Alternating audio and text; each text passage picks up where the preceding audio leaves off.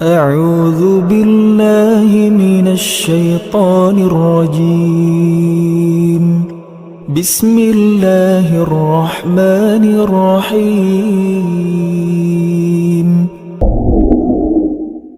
Nah, inilah yang diajarkan Nabi SAW kepada para sahabat. Ukhuwah dengan makna syu'ur, perasaan.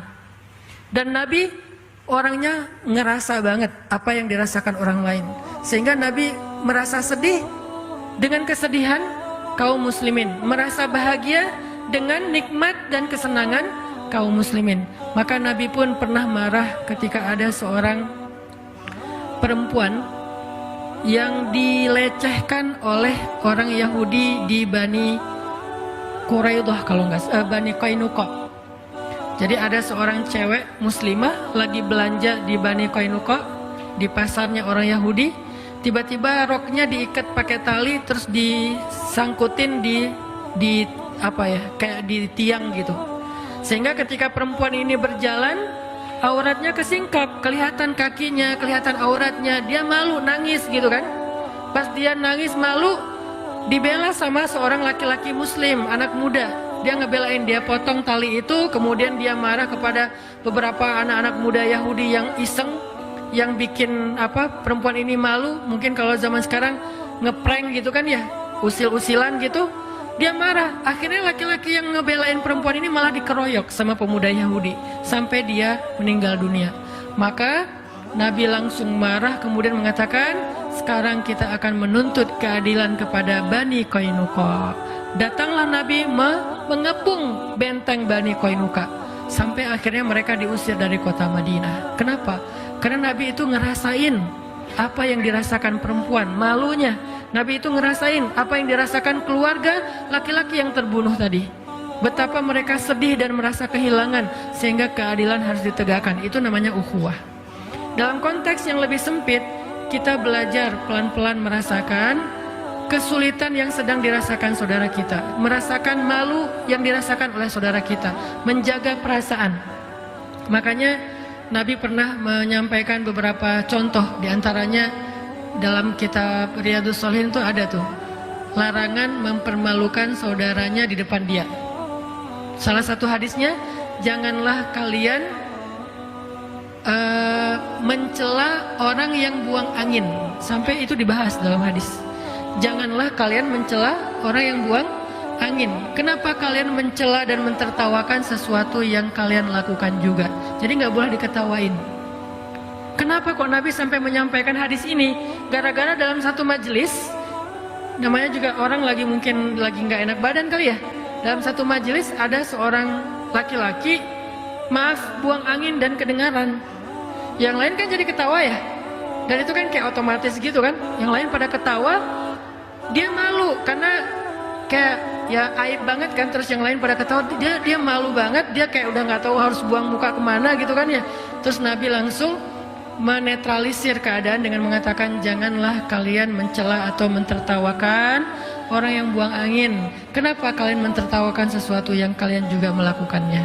Artinya semua orang punya masalah yang sama, cuman mungkin ada yang nggak sengaja gitu di tempat umum dan seterusnya, sehingga nggak usah dibahas, nggak usah diketawain. Saya juga pernah kayak gitu, lagi kajian, tiba-tiba di soft paling depan ada seorang akhwat nggak sengaja buang angin dan bunyi.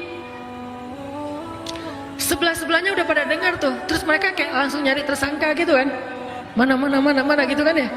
Saya juga dengar, saya aja yang duduknya di sini tuh dengar, apalagi yang di sebelahnya kan. Saya dengar dan saya tahu orangnya, tapi saya nggak mau ngelihat ke arah dia. Supaya apa? Ke distract langsung, nggak usah dibahas, nggak usah difokus, nggak usah di zoom in, nggak usah di capture ya. Udah biarin aja. Terus akhirnya saya kayak langsung ngedistract dengan kajian dengan cerita-cerita, dengan orang yang tadinya noleh-noleh gitu ngelihat siapa. Karena saya membolkan lagi, kayak dipertegas lagi kajiannya, ceritanya, nadanya dinaikin lagi dikit, akhirnya orang lagi jadi fokus dan lupa. Dia yang tadinya hampir malu, lama-lama jadi netral dan setelah kajian udah lupa. Ini sampai segitunya diperhatikan dalam Islam, menjaga perasaan, jangan membuat orang ilfil, bete dan seterusnya. Dan itu ukhuwah banget. Dan itu nggak hanya kepada orang yang soleh, karena ukhuwah itu tidak hanya berlaku kepada orang yang sudah sama-sama ke masjid, orang yang sudah sama-sama sholat, bahkan kepada orang yang belum ke masjid, belum hijrah pun itu tuh dijaga. Supaya apa? Jangan sampai bikin dia ilfil dengan kebaikan sehingga dia semakin ngegap, semakin berjarak, semakin menjauh dari kebenaran. Islam itu harus mampu Muslim itu ya'lif wa yu'laf. Orang Islam itu dia mudah merangkul dan mudah juga dirangkul. Itu orang Muslim banget tuh. Kalau sulit merangkul, sulit dirangkul, artinya dia kayak sombong, dia tuh eksklusif, dia itu bikin jarak, ngegap banget dengan orang lain. Dia bukan ciri-ciri Muslim sejati. Muslim itu ya'lif wa yu'laf. Dia mudah merangkul orang, yuk bareng yuk. Nggak terlalu jaim, dia juga mudah dirangkul orang. Kalau diajak orang mau, nggak terlalu ngerasa kita kan beda, nggak kayak gitu. Dan Nabi gitu banget. Makanya Nabi itu sangat menjaga perasaan supaya terjaga ukhuwah. Pernah Nabi lagi kayak duduk bareng dengan sahabat-sahabat yang miskin lah ya. Sahabat-sahabat miskin ini kalau makan roti, rotinya tuh keras. Bahasa Arabnya qadid. Qadid itu artinya roti keras yang udah lama.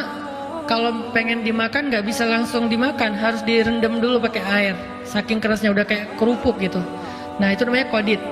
Nabi duduk di antara orang-orang miskin yang lagi kayak mau makan qadid gitu. Terus pas Nabi duduk di antara mereka, mereka jadi sungkan. Aduh nggak enak nih.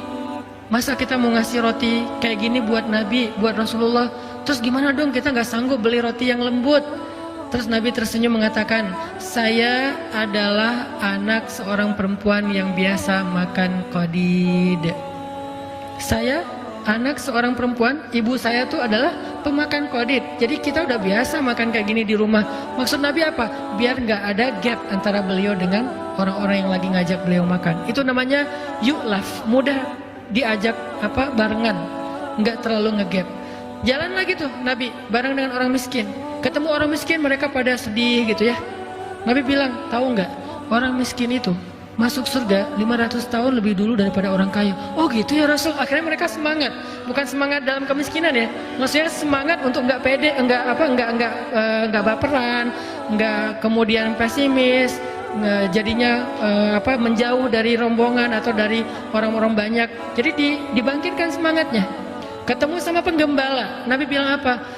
Tidaklah Allah mengutus Nabi kecuali pernah menjadi penggembala. Jadi yang penggembala juga merasa kayak pride gitu. Wah ternyata profesi kita tuh profesi para Nabi. Ketemu dengan orang kaya, tidak ada kecemburuan kecuali kepada dua orang. Satu orang berilmu, satu lagi orang kaya yang banyak berinfak. Jadi semua orang bisa dibahagiakan hatinya oleh Nabi. Nggak ada yang ngerasa ketemu Nabi bete, itu nggak ada. Saya belum pernah mendengar cerita ada orang bete ketemu Nabi, itu nggak ada. Yang ada lagi bete ketemu Nabi bahagia, itu banyak tuh. Yang tadinya bete banget di rumah, pas ketemu Nabi happy, pas balik ke rumah bete lagi, itu banyak. Salah satunya adalah Hanzalah. Hanzalah lagi sedih duduk sendiri, datang Abu Bakar. Abu Bakar nanya, kaifa asbahta ya Hanzalah, gimana keadaan kamu pagi ini wahai Hanzalah? Hanzalah ngelihat Abu Bakar dan bilang, nafaqah Hanzalah, kata Hanzalah. Hanzalah itu munafik, tahu nggak kamu? Abu Bakar bingung. Kaifa dzalik? Kenapa kamu ngomong kayak gitu? Kenapa kamu merasa diri kamu munafik wahai Hanzalah? Kata Hanzalah, wahai Abu Bakar, saya tuh kalau ketemu Nabi bahagia.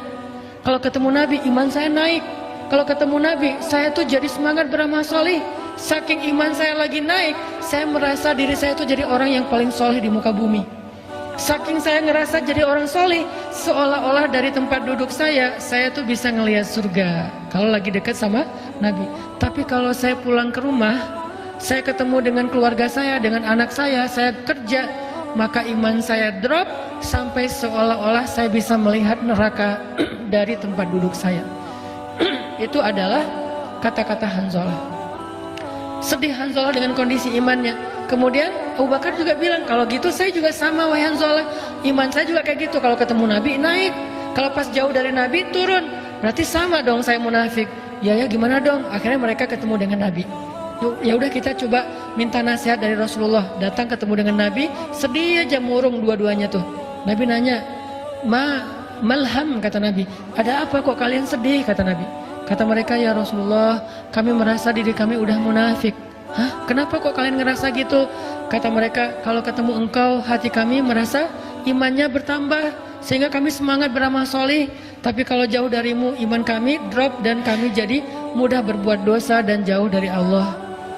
Nabi kemudian tersenyum, memberi mereka nasihat. Tahu nggak? Seandainya iman kalian kondisinya stabil terus seperti kalian ketemu saya, maka kalian akan berjabat tangan dengan malaikat dan malaikat akan menemani kalian pergi kemanapun kalian pergi.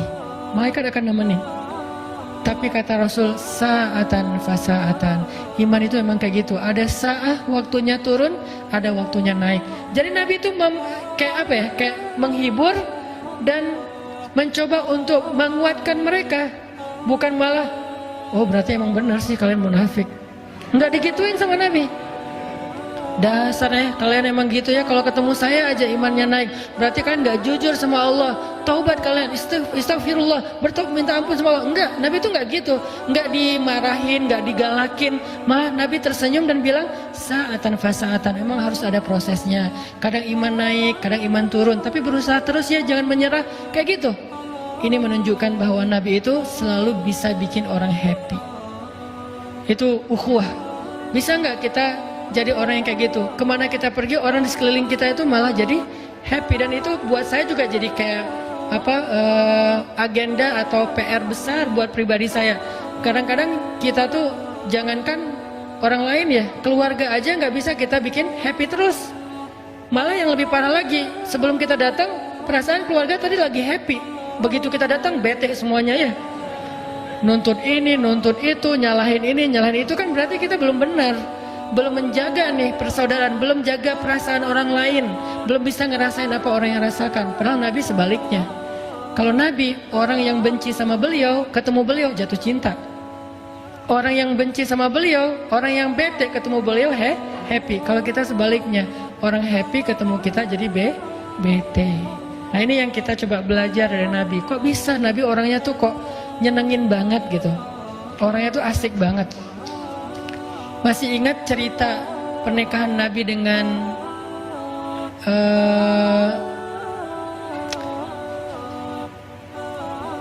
cewek Yahudi? Siapa namanya? Sofia. Tapi bukan Sofia yang kartun ya. Sofia, orang Yahudi. Sofia bahasa Arabnya. Itu gimana cerita pernikahannya? Kan gara-gara habis perang, namanya perang Khaybar. Perang Khaybar itu perang paling besar yang terjadi antara kaum muslimin dengan orang Yahudi. Dalam perang itu, ayah Sofia terbunuh, paman Sofia terbunuh. Yang lebih sedih lagi, suami Sofia terbunuh. Dalam perang Khaybar, suaminya terbunuh. Kenapa mereka terbunuh? Karena mereka memusuhi Nabi, memerangi Nabi. Terjadilah peperangan yang gak bisa dihindari. Mereka keras kepala, akhirnya dalam peperangan itu mereka terbunuh. Terbunuh dalam peperangan itu bukan kejahatan, karena itu sesuatu yang wajar. Yang kejahatan itu terbunuh di luar peperangan.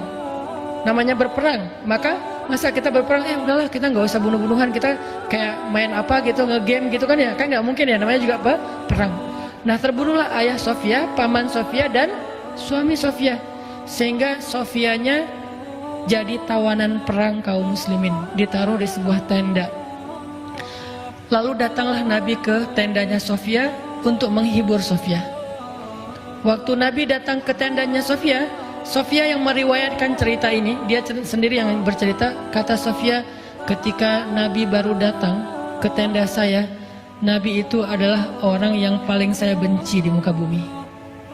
Jadi buat Sofia, Muhammad adalah orang yang paling dia benci di muka bumi. Gimana enggak? Gara-gara Nabi itu suaminya terbunuh. Gara-gara Nabi Muhammad ayahnya terbunuh, pamannya terbunuh. Walaupun bukan Nabi yang membunuh, tetapi dalam peperangan itu terbunuh. Sehingga Muhammad adalah orang yang paling saya benci. Sampai dia datang menemui saya di tenda saya, kemudian dia duduk di depan saya, kemudian saya melihat wajahnya yang penuh dengan rasa simpatik. Nabi itu ekspresi wajahnya tuh nenangin orang, bukan malah sengak, tengil ya. Datang-datang orang lagi sedih juga ya, ditengilin kan makin bete kan ya.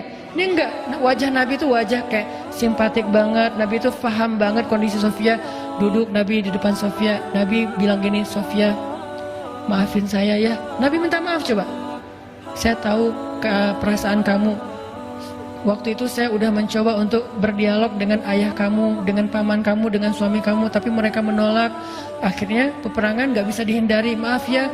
Nabi menjelaskan, meminta maaf, menjelaskan, meminta maaf, menjelaskan, meminta maaf berjam-jam, sampai akhirnya kata Sofia, Muhammad menjadi orang yang paling saya cintai di muka bumi. Kebayang gak hebatnya Nabi itu? Dari orang yang paling membenci beliau jadi orang yang paling mencintai beliau. Dalam hitungan sejam 2 jam Nabi terus, bukan membujuk, bukan kayak ngelebay ya, bukan kayak ngegombal gitu, enggak. Nabi tulus. Karena kalau gombal dong pasti orang enak juga kan, karena bukan dari hati kan ya. Ayah kamu tukang bengkel ya. Standar kan ya. Itu apaan sih lo? Ayah gue baik-baik aja, bukan tukang bengkel. Akhirnya kayak jadi konyol, jadi nggak jelas. Nabi itu nggak kopas template-nya gombal, nggak. Dia nggak baca di googling, nggak lihat apa, nggak. Tulus aja dari hati ngomong apa yang beliau rasakan.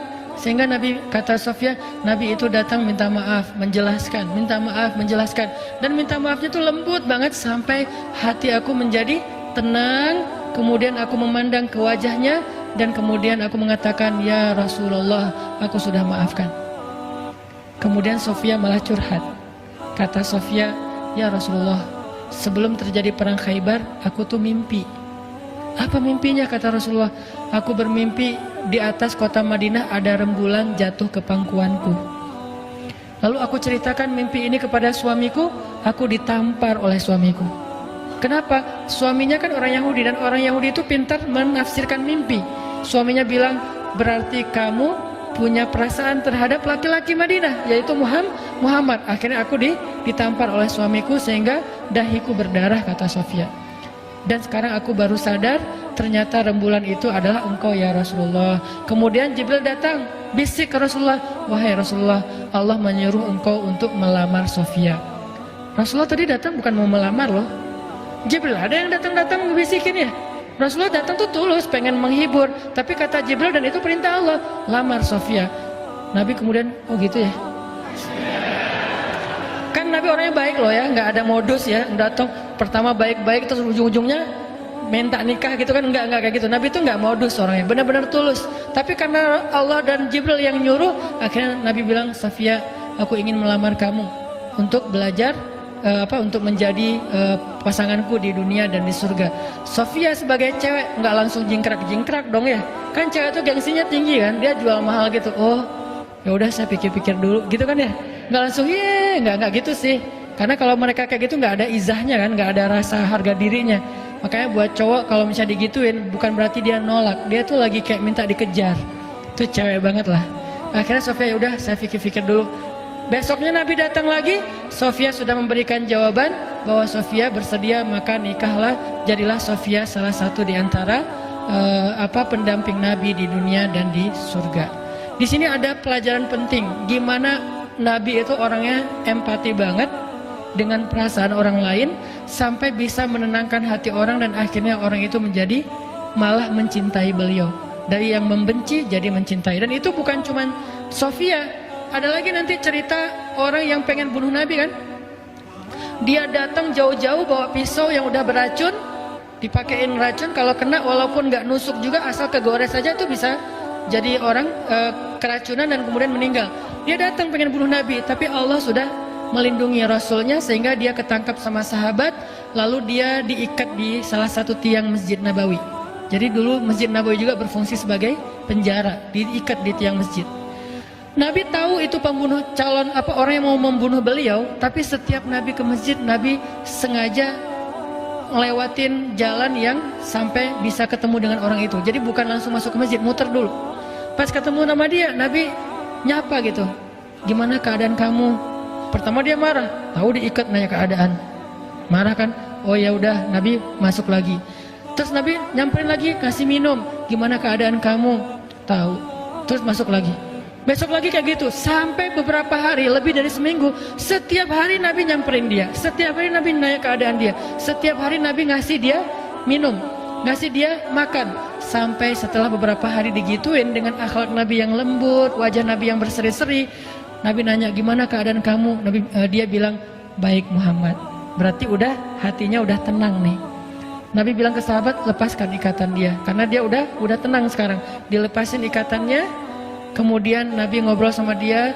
Nabi kemudian mengajak dia untuk sama-sama merenungkan supaya nggak jadi orang yang memusuhi Nabi lagi. Nabi mencoba mengambil hatinya.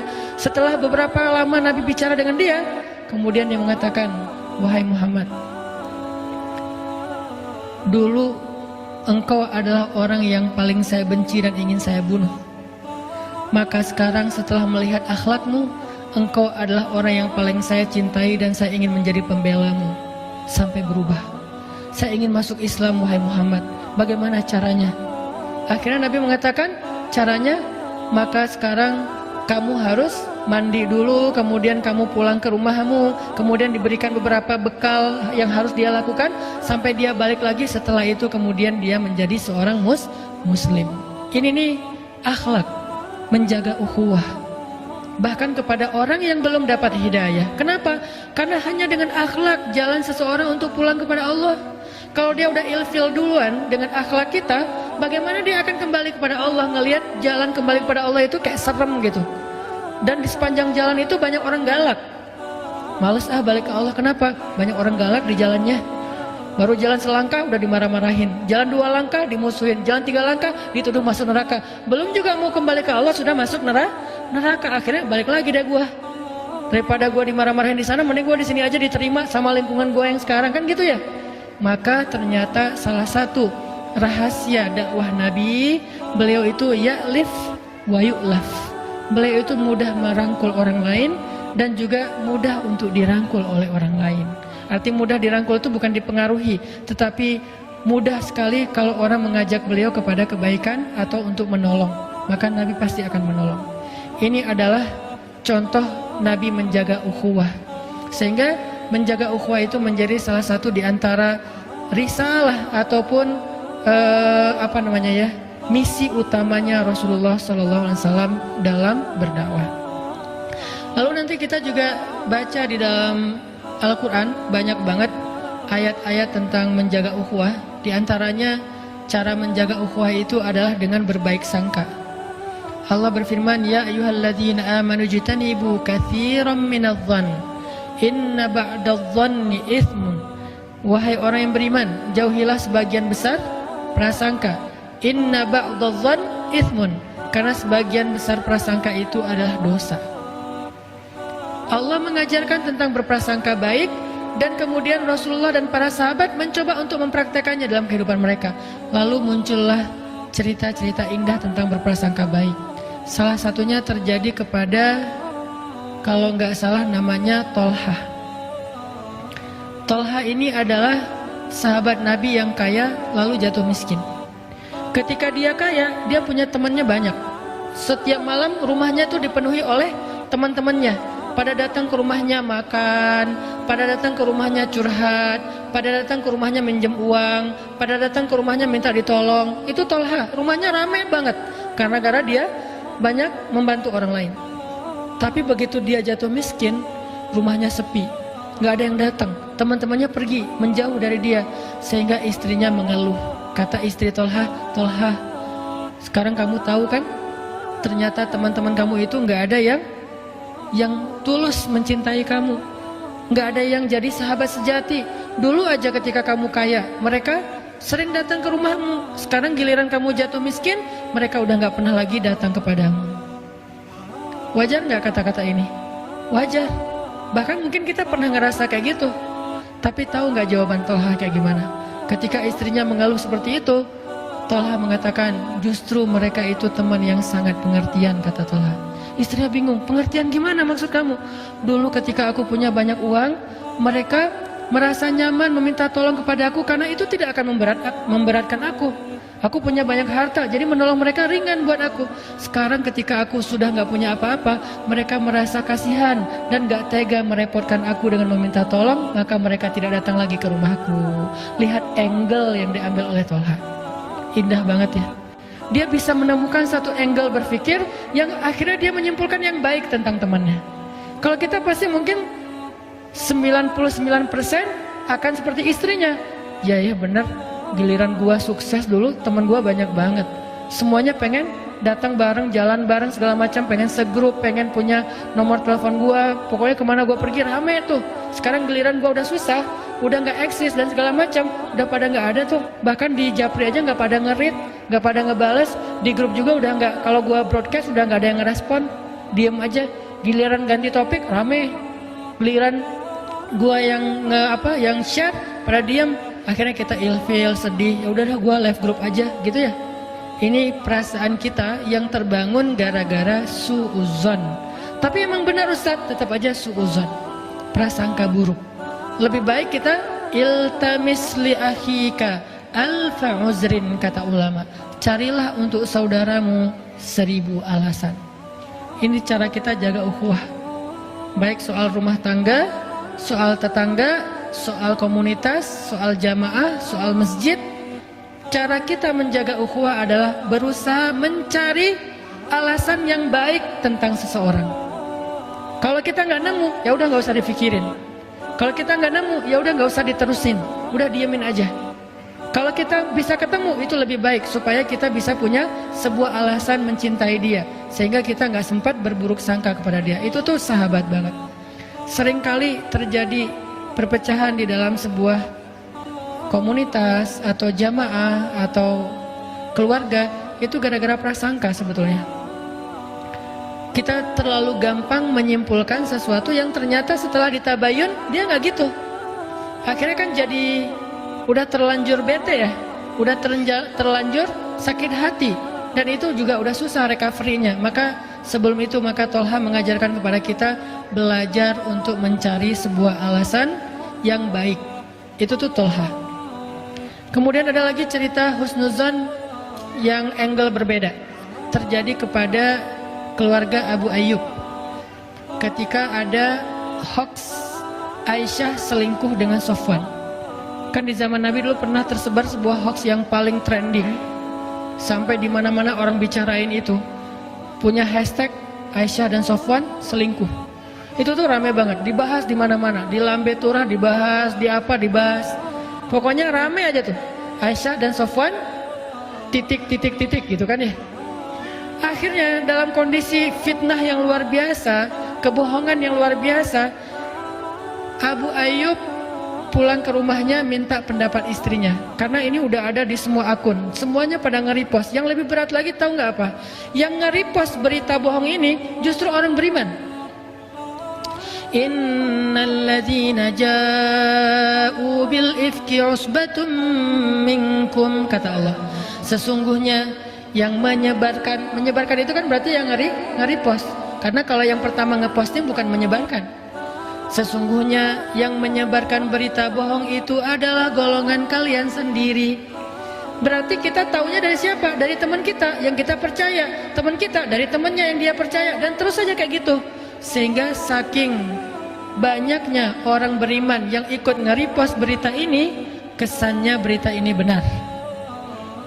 Kalau berita ini bersumbernya dari orang munafik, orang beriman gak percaya. Tapi masalahnya ada satu orang beriman yang kecolongan, ikut nge-repost berita yang belum jelas kebenarannya. Akhirnya dari satu repost ke repost yang lain, jadilah dia viral. Viral itu kalau bahasa dulu namanya mutawatir. Kalau dalam konsep hadis namanya hadis mutawatir, diriwayatkan dari banyak jalan. Kalau dalam konsep medsos disebut dengan viral, diriwayatkan oleh banyak akun. Semuanya pakai hashtag itu, semuanya ngeposting itu, semuanya komen di situ, komennya banyak, like-nya banyak, repostnya banyak, hashtagnya rame.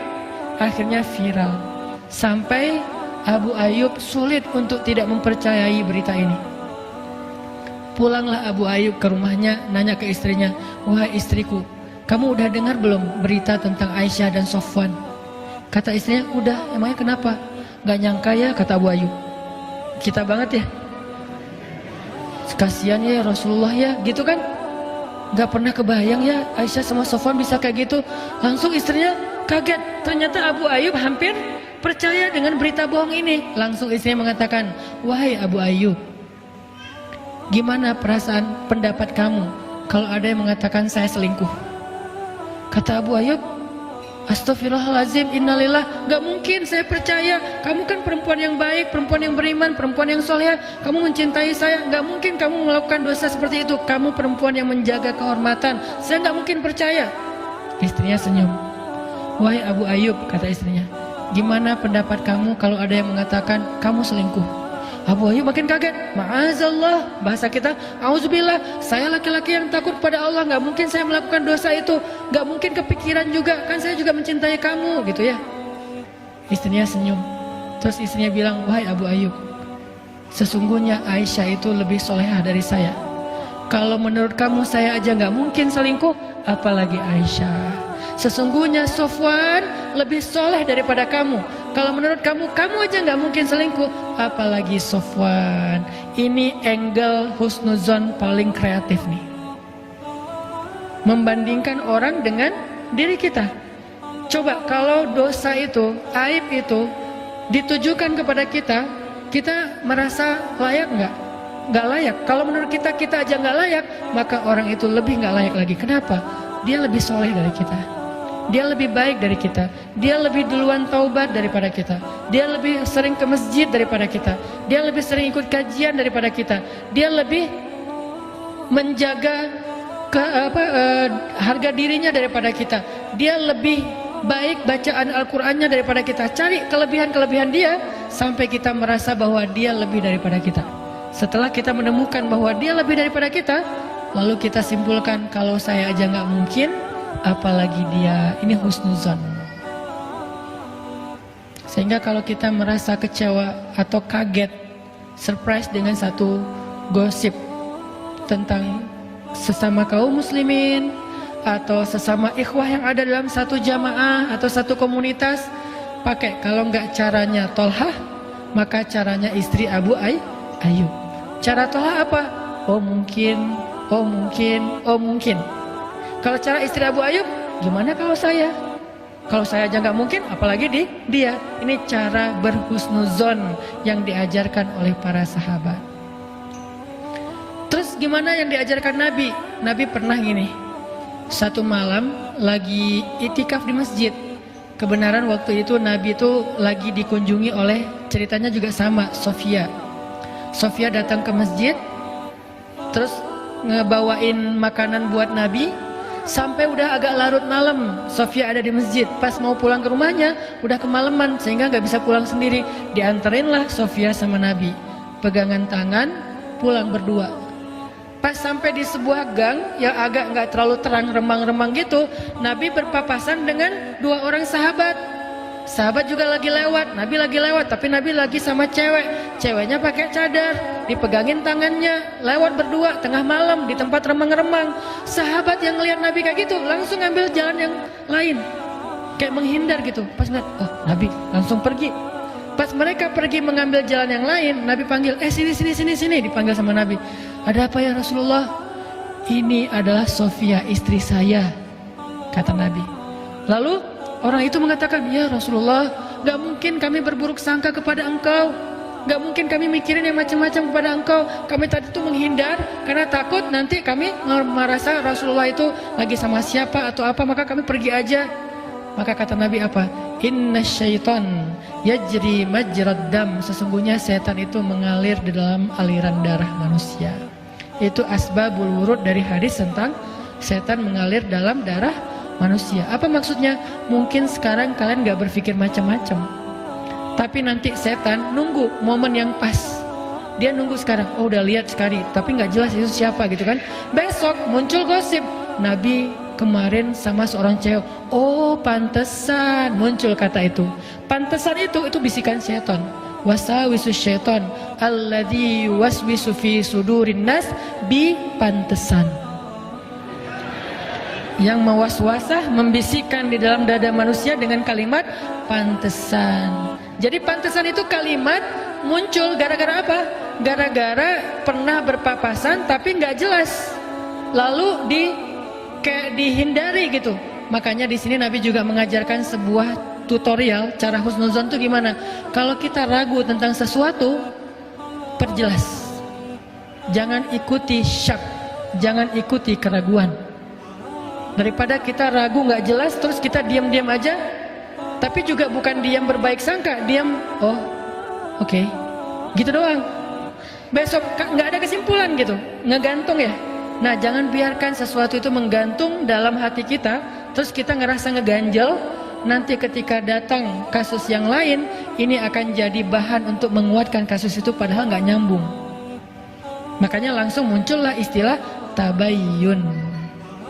Muncullah istilah tabayyun. Daripada kita ragu, langsung aja tabayyun. Maaf ya, kemarin aku gini. Oh iya, waktu itu gini ceritanya. Oh ya udah, beres kan? Daripada kita diamin, nggak enak. Begitu nanti ada cerita lain, oh iya ya, pantesan dulu tuh pernah gini. Akhirnya saling menguatkan ya. Jadi dua berita yang tadi sama-sama setengah, ketika disatuin jadi utuh. Maka keutuhan itulah disebut dengan su'uzon, berburuk sangka. Tadi itu nggak utuh, yang satu dengarnya sekilas, yang lain dengarnya sekilas. Sekilas ini digabung jadi dua kilas ya. Akhirnya jadi utuh, makin tegas beritanya. Makanya Nabi sebelum mereka sempat ragu-ragu atau ngegantung, nggak bisa menyimpulkan apa, tapi mereka kayak ngerasa nggak nyaman aja, terus langsung menghindar. Nabi manggil, sini dulu, ini tuh Sofia, istriku, kata Nabi. Sehingga setelah Nabi tabayun kayak gitu, beres, mereka nggak sempat berburuk sangka. Ini namanya husnuzon, cara kita menjaga ukhuwah. Ada cara Tolhah, ada cara istri Abu Ayyub, ada cara Rasulullah. Semua teladan itu adalah cara-cara atau tutorial berhusnuzon. Ini baru 3. Kalau kita bedah lagi, banyak lagi cerita-cerita yang lain tentang husnuzon. Yang intinya adalah jangan sampai kita merasakan sesuatu yang gak nyaman tentang saudara kita, lalu kita mengaminkan itu dengan hanya berprasangka. Itu bahaya banget. Walaupun hanya untuk diri kita sendiri. Lalu kita bicarakan dengan pasangan kita. Masing-masing punya komunitas. Pasangan kita punya komunitas grup ibu-ibu. Kita punya grup bapak-bapak. Sama-sama kemudian punya teman dekat. Teman dekat ini dibicarain.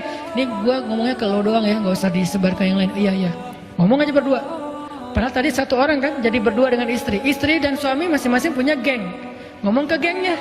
Gengnya punya geng lagi kan, masing-masing punya circle ya. Akhirnya jadilah rahasia umum. Kenapa balik lagi ke orang yang pertama? Kamu dengar dari siapa? Dari fulan, ujung-ujungnya istrinya. Ini gara-gara ada satu hal yang ngegantung, gak diberesin dari awal. Makanya ngeganjal, nanti akhirnya pecah bisul. Nanti akhirnya menemukan momentum. Nanti akhirnya jadi sesuatu yang bahkan meledak dan menjadi sesuatu yang gak baik. Itu cara menjaga ukhuwah dengan husnuzon. Tadi juga yang pertama menjaga ukhuwah dengan mencoba menjaga perasaan dalam tindak tanduk kita, dalam bergaul. Kita coba merasakan perasaan orang lain gimana kalau digituin. Itu tuh cara menjaga ukhuwah. Yang lain, cara menjaga ukhuwah adalah dengan idfa billati hiya ahsan. فَإِذَا الَّذِي بَيْنَكَ وَبَيْنَهُ عَدَاوَةٌ كَأَنَّهُ وَلِيٌّ حَمِيمٌ. Balaslah keburukan dengan kebaikan, sehingga orang yang tadinya memusuhi kamu berubah menjadi pembela yang setia kepadamu. Ayatnya gitu. Idfa billati hiya ahsan فَإِذَا الَّذِي بَيْنَكَ وَبَيْنَهُ عَدَاوَةٌ كَأَنَّهُ وَلِيٌّ حَمِيمٌ. Balaslah keburukan dengan kebaikan, sehingga orang yang tadinya memusuhi kamu tiba-tiba menjadi pembela yang setia kepadamu. Apa contohnya? Contohnya perselisihan yang terjadi antara Abdullah bin Zubair dengan Muawiyah bin Abi Sufyan. Ada dua sahabat, dua-duanya hebat, keren. Cuman keturunannya beda. Abdullah bin Zubair, ayahnya adalah Zubair bin Awam. Zubair bin Awam satu dari 10 sahabat yang dijamin masuk surga. Keren ya ayahnya ya. Anak seorang laki-laki yang dijamin masuk surga. Julukan Zubair bin Awam adalah Hawari Rasul, pembela Nabi. Orang yang sangat ngebelain Nabi. Ibunya Abdullah namanya Asma bintu Abi Bakar. Berarti Abdullah cucunya Abu Bakar. Asma adalah seorang perempuan yang pernah membantu Nabi dalam hijrah dengan membelah ikat pinggangnya. Satu dipakai untuk mengikat bawaan Nabi di onta, satu lagi dipakai untuk mengikat bajunya sebagai tali pinggang. Sejak saat itu Asma diberikan julukan, jadi dia punya nama julukan lah ya. Julukan itu kalau sekarang mungkin nama akun. Maka sejak itu nama akun itu kalau bahasa Arabnya kunyah. Jadi akunyah gitu, maksa. Jadi julukannya Asma adalah Zatin Nitaqain, perempuan yang punya dua ikat pinggang. Itu pujian buat Asma. Ini adalah ayah ibunya Abdullah. Dan tahukah kita Abdullah siapa? Abdullah adalah sahabat Nabi, bayi yang pertama lahir di kota Madinah setelah Nabi hijrah. Bayi yang pertama lahir di kota Madinah setelah Nabi hijrah. Kenapa spesial? Karena orang Yahudi itu memantra-mantrai kaum muhajirin ketika mereka hijrah. Kata orang Yahudi, siapa yang berhijrah ke kota Madinah, kami kutuk, gak akan punya keturunan. Sehingga sahabat muhajirin galau. Jangan-jangan berhasil nih mantranya Yahudi. Kan Yahudi tuh banyak main sihir ya. Mereka kayak menakut-nakuti dengan mantra. Pokoknya orang-orang muhajirin gak akan ada yang punya keturunan. Maka di tahun pertama Hijriah lahirlah Abdullah yang menjadi kabar gembira bagi kaum muslimin bahwa mantra itu tidak berpengaruh kepada mereka. Dan tahukah kita Abdullah itu siapa juga? Abdullah itu anak kecil usia 7 tahun. Kalau sholat duha merpati hinggap di atas kepalanya. Saking khusyuknya sholat duha. Usia berapa? 7 tahun, kelas 1 SD.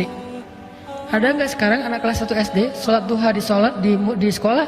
Anak-anak duha ya bu, duha Allahu Akbar. Datang merpati? Nggak ada. Kadang-kadang kita dengan nyamuk aja keganggu ya. Apaan sih ini nyamuk, laler dan segala macam. Ini merpati, kok bisa sih merpati hinggap di kepalanya Abdullah? Saking lamanya sholat Abdullah. Dia kalau berdiri itu bisa sejam nggak gerak. Kalau kita masih gerak, merpati itu kan nggak langsung hinggap ya, dia kayak curiga dulu gitu kan. Ini benar nggak sih orang atau kayu? Pertama ngedeketin dulu, gerak dikit menjauh kan merpati gitu kan. Dia nggak terlalu jinak. Tapi saking Abdullah itu berdiri nggak bergerak sampai seolah-olah nggak berkedip, ngeliat ke bawah aja, khusyuk banget sampai merpati hinggap di atas kepalanya. Setelah lama baru dia rukuk sujud beres sholat, orang-orang kagum dan bilang, Abdullah, gimana ya cara sholat yang khusyuk kayak kamu sampai merpati hinggap di kepala? Apa jawaban Abdullah? Merpati yang mana? Dia nggak tahu kalau merpati di kepala dia. Kita nyamuk aja tahu. Dia merpati nggak tahu, saking khusyuknya dia sholat. Tapi orang sekelas Abdullah ternyata bisa baper juga. Itu tuh namanya insaniyatus sahabah, sisi-sisi kemanusiaannya sahabat. Jadi kalau kita pengen belajar dari sahabat, jangan yang sisi-sisi supernya doang. Kadang-kadang kita jadi putus asa. Ternyata mereka juga sama kayak kita. Kadang baper, ada yang bete, ada yang sahabat yang kikir, pelit, ada. Ditawarin surga nggak mau, ditawarin dunia mau, ada. Ada sahabat yang emosional. Gara-gara emosi